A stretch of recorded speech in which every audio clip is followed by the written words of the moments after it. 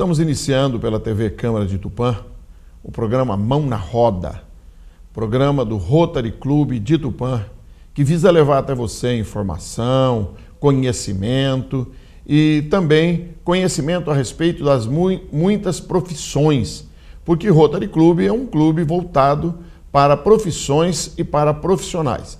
Mas também um dos motes do Rotary é preservar e fomentar a ética. E uma das declarações relacionadas à ética profissional mais conhecidas mundialmente do Rotary Club é a prova quádrupla.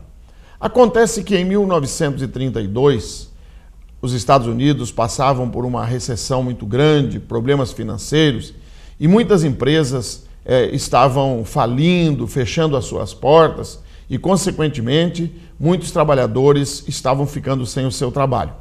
E uma empresa chamada Aluminum Club Company, uma empresa de alumínio que fabricava panelas, estava à beira da falência. E então eles contrataram um homem chamado Herbert Taylor para que viesse a essa empresa e procurasse salvá-la, porque ela estava doente, quase à morte, mas ainda tinha como salvar esta empresa. E o Herbert era um homem que já trabalhava na empresa alimentícia e já havia conseguido salvar uma outra empresa em outro tempo. Então, ele procurou uma maneira de recuperar a companhia que se encontrava, com todas essas dificuldades, afundada em dívida. Então, ele escreveu um código de ética para ser obedecido por todos os empregados da empresa e também com relação aos seus colaboradores, aos seus fornecedores, especialmente aos seus funcionários na área de venda. E seria uma propaganda das relações da companhia com os seus comerciantes, com os seus clientes. E sua subsequente recuperação financeira foi creditada a esta simples, mas importante filosofia. A prova quádrupla foi adotada pelo Rotary Club em 1943, tendo sido traduzida para mais de 100 idiomas e reproduzida em centenas de lugares diferentes. As perguntas da prova quádrupla devem ser de conhecimento de todos os rotarianos e de todas as pessoas também, porque essas perguntas servem para a vida, servem para cada um de nós. O que é a prova quádrupla, então? Do que nós pensamos, dizemos ou fazemos? Preste atenção. Do que nós pensamos, dizemos ou fazemos. Primeira pergunta, é a verdade?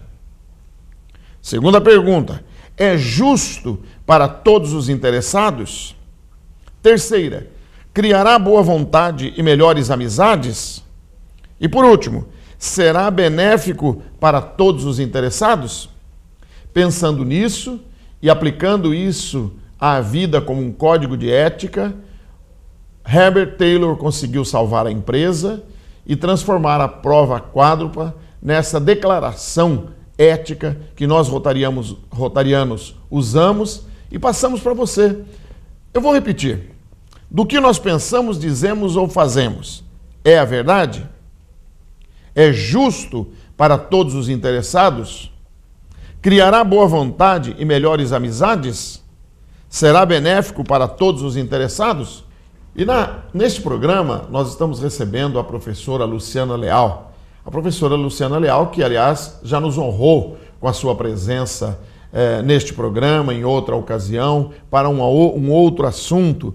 E ela é professora, hoje é da equipe gestora da Escola Joaquim Abarca e também professora da FACAT e principalmente coordenadora do pós-graduação da FACAT. E nos dá a honra da sua presença, uma pessoa com conhecimento muito grande, capacitadíssima, e é uma satisfação, um prazer recebê-la novamente aqui. Sinta-se à vontade. Luciana, você está bem? Estou bem, agradeço inicialmente ao convite. Estou muito feliz de estar nesse programa, na sua companhia, na companhia do pastor João Elias, nesse programa que é tão importante, que é o programa Mãos na Roda. Pois bem, e esqueci-me de dizer que também você foi secretária municipal de educação, né? Sim. Por quanto tempo? Por um ano. Um ano. Estive na Secretaria de Educação por 4 anos, na parte pedagógica, e como secretária 1 ano. Mas estou aí na escola pública já há 20 anos e no ensino superior há 20 anos também. Tem uma bagagem muito grande, uma experiência muito grande. Mas vamos conversar um pouquinho sobre você. Vamos criar uma empatia com o nosso telespectador. Você é nascida onde? Olha, eu sou nascida em Tupã, no hospital em Tupã, mas os meus pais eles moravam do lado da aldeia indígena, que hoje pertence a Arco-Íris, mas na época Arco-Íris era um distrito, não é? Distrito Tupã. Então minha família tem família na Ponte Alta, tem família em Arco-Íris, então essa foi a minha região. Você nasceu aqui. Mas sempre morou aqui ou teve algum período que esteve fora? Eu estudei fora, né? Sim, eu ia chegar lá. Onde você fez? Eu fiz a faculdade, né? Fora daqui, estudei em Arco-Íris, depois eu fiz o Cefam, que foi decisivo na minha vida, sabe essa coisa antes e depois? Foi o Cefam na minha vida. Depois eu estudei em Assis, na Unesp, por 4 anos. De Assis eu fui para Londrina, onde eu fiz o mestrado, por mais 3 anos. Depois, quando eu terminei o mestrado, eu voltei para Tupã, né? Comecei a atuar nas escolas de Tupã, no Centro de Línguas, ensinando francês, língua portuguesa no estado. Acabei voltando para Assis para fazer o doutorado, mas sempre Tupã, Assis. E depois fiz o pós-doutorado também em Assis. Bem, então você, como eu já disse no início, você tem uma bagagem de conhecimento muito grande. E isso é muito importante, porque eu sei que você é uma incentivadora dos seus alunos, principalmente lá na Facate, os alunos do pós-graduação, para que estudem mais, para que preparem-se mais, porque é uma necessidade, nós temos necessidade de pessoas preparadas em todas as áreas. Né? Sim, a educação é decisiva, né? A educação muda a nossa vida e muda para melhor, então eu sempre incentivo isso para com os meus alunos do ensino fundamental e médio, da escola pública e também com os meus alunos do ensino superior. A gente faz uma escolha, ser um profissional bom ou ser um profissional mais ou menos, e para ser um profissional bom a gente tem que estudar sempre. Tem que estar sempre preparado, né? Tem que estar sempre... E a gente nunca deixa de aprender. Jamais deixa de aprender. Não, a gente está sempre estudando. Realmente. E eu tenho uma filha que é aluna, sua aluna no pós-graduação na Facate, né? Sim. Já está em conclusão de curso, um pouquinho atrasada, mas ela está em conclusão de curso. E eu creio que pelo muito trabalho que ela tem, né? As atividades que ela tem, que ela está um pouquinho atrasada. Aliás, o nosso assunto hoje é inclusão. E eu gostaria que realmente você falasse alguma coisa para nós, o que é inclusão e como se dá a inclusão no contexto escolar. Olha, a inclusão é o acesso da criança com deficiência à escola, é a permanência, é a garantia da permanência dessa criança na escola regular e mais do que isso, é o acesso, a permanência e o aproveitamento. Então a inclusão é possibilitar que as crianças com deficiência, com alguma necessidade educacional especial, tenha acesso, permanência e aproveitamento na escola regular de ensino. Né? Então, é isso que a gente pensa e concebe como inclusão. E como se dá isso hoje no contexto escolar? Hoje, no contexto escolar, elas frequentam a sala regular de ensino, as crianças com deficiência, desde a educação infantil até o ensino superior, né, porque eu tenho alunos com deficiência também no ensino superior. E no contraturno, eles frequentam uma sala de recurso, que é com um professor especialista, especializado, em que ele tem um atendimento individual, tanto na rede municipal quanto na rede estadual. Isso pensando em todas as deficiências, principalmente a deficiência intelectual, a deficiência visual e a deficiência auditiva. Muito bem. E hoje as crianças com deficiência estão no ambiente escolar. Você já falou aqui que elas recebem atenção e atendimento, inclusive especializado. No contraturno. Mas isso não era bem assim, né? Era um pouco diferente. Nem sempre foi dessa maneira. Então fala um pouquinho dessa história, como é que nós chegamos hoje nessa conscientização de que as crianças com deficiência precisam permanecer, como você disse, no ambiente escolar. Olha, a inclusão, ela não é uma moda passageira, né? Ela veio para ficar. Ela é fruto de um contexto histórico, do contexto histórico que a gente vive. Fruto de muitas discussões envolvendo pessoas com deficiência, sem deficiência, teóricos, enfim. Mas nem sempre foi assim, não é? Quando a gente pensa se a gente pensar nos primórdios da humanidade, não é? Os deficientes, as crianças que nasciam deficientes, elas eram consideradas os males divinos, por assim dizer. Os gauleses, eles sacrificavam as crianças surdas em homenagem ao deus que ele chamava Deus Tutáteis. Se a gente pensar um pouco, né, na antiguidade clássica também, no Egito, as crianças com deficiência, ou eram mortas ao nascer, ou eram mortas no decorrer da sua vida. Na Grécia Antiga, quando eles nasciam, eles eram avaliados se eles serviriam para guerrear ou para trabalhar. Se não servissem nem para guerrear nem para trabalhar, essas crianças eram jogadas de um abismo, né? Mas isso é um contexto histórico, por assim dizer. Se a gente avançar mais e pensar na Idade Média, foi um momento em que eles eram os divertimentos, nos castelos, a gente pode perceber isso pelas pinturas. Nos circos, inclusive. Exatamente, né? Pelas pinturas da Idade Média, né? Ou eles eram recebidos nos mosteiros, a reserva, né? Do que a gente chama de mendicância mesmo. Eram, né? Segregados, na verdade, né? Sim, inclusive entre os hebreus, aqueles que não tinham condições de empunhar uma arma para defender a sua pátria, que seriam os cegos, os aleijados, os paralíticos, eles sequer tinham direito a um nome. Eles eram conhecidos como filho de fulano de tal, ou o paralítico da rua tal, vamos dizer assim, né? Eles eram realmente segregados dessa maneira. Há um texto interessante nos evangelhos que um cego, por nome Bartimeu, mas na verdade a palavra em hebraico Bartimeu significa filho de Timeu. Ele não tinha nome, era o ceguinho filho do Timeu, não é? Então eles realmente foi um período muito difícil. E a partir daí, como é que essa conscientização foi modificando? Só lembrando de uma coisa que na Idade Média, os cegos e surdos, eles só podiam casar se eles tivessem autorização do Papa, né? E os surdos só tinham direito à herança se ele falasse. Então imagina, o surdo ter de falar, né? Sim, ser obrigado a falar para poder ser merecedor de uma... E chegando na Idade Moderna, a gente percebe um boom, né? A superação das deficiências, com a criação do sistema Braille, com as cadeiras motorizadas, as bengalas, enfim, né? Mas é no século XX que a gente percebe que inicia-se um processo de inclusão, não na sala regular, né, ainda, sim, mas na escola.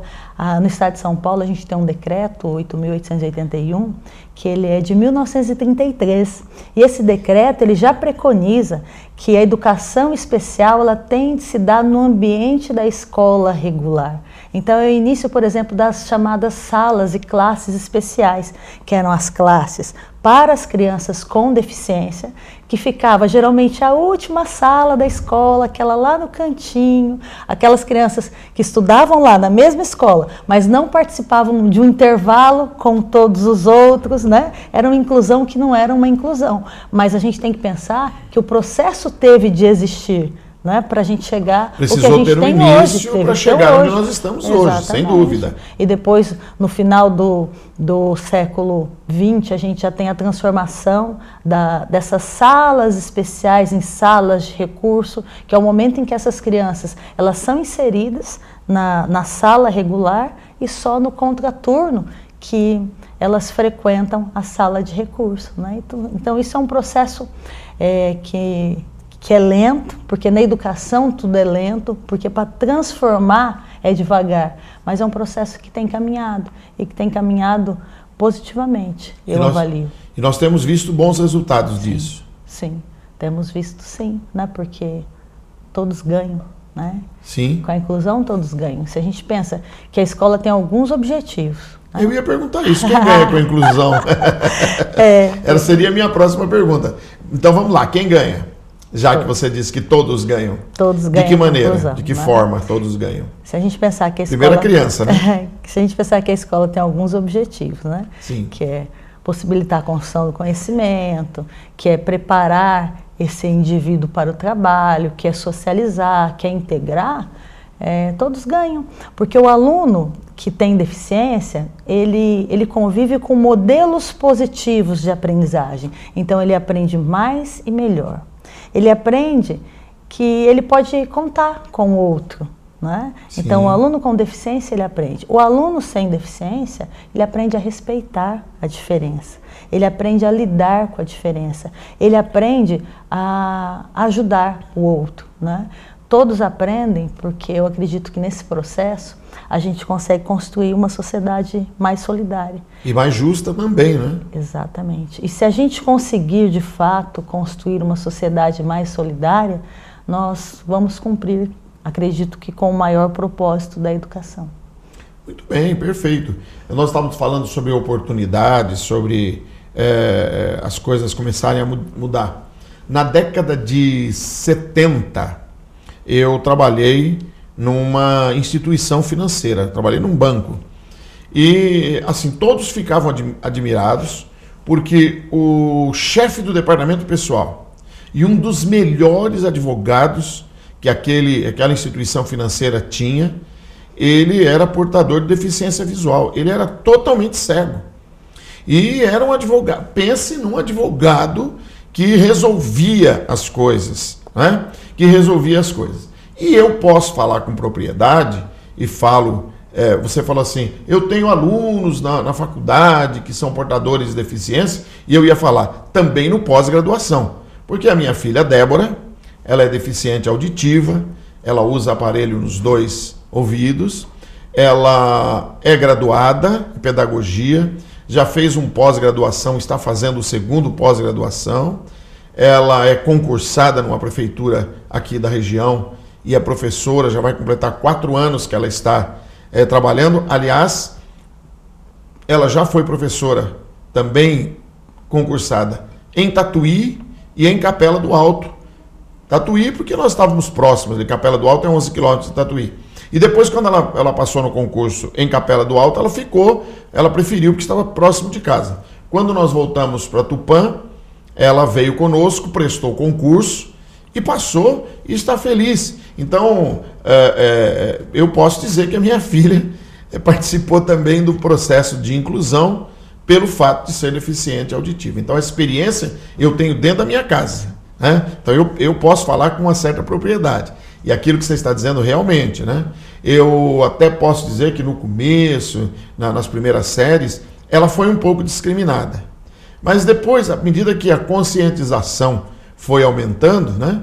Então ela foi inserida no contexto de turma, de classe, de escola, e se alguém não dissesse, e até hoje, se alguém não falar, olha, Débora é deficiente auditiva, ninguém acredita.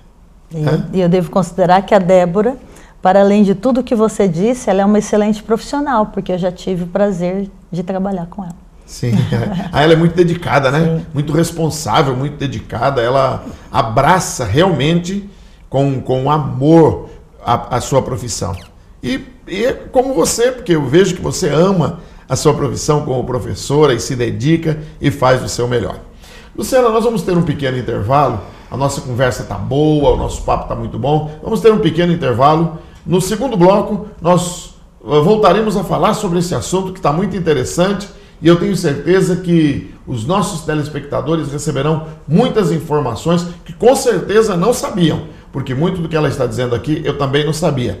Aliás, dias atrás eu recebi 2 convidadas para falar sobre o autismo e eu aprendi muito, viu? Aprendi muito sobre o autismo graças a essas convidadas que estiveram aqui no programa. E hoje, mais uma vez, estamos falando de aprendizado, eu estou recebendo um aprendizado com você. Até já!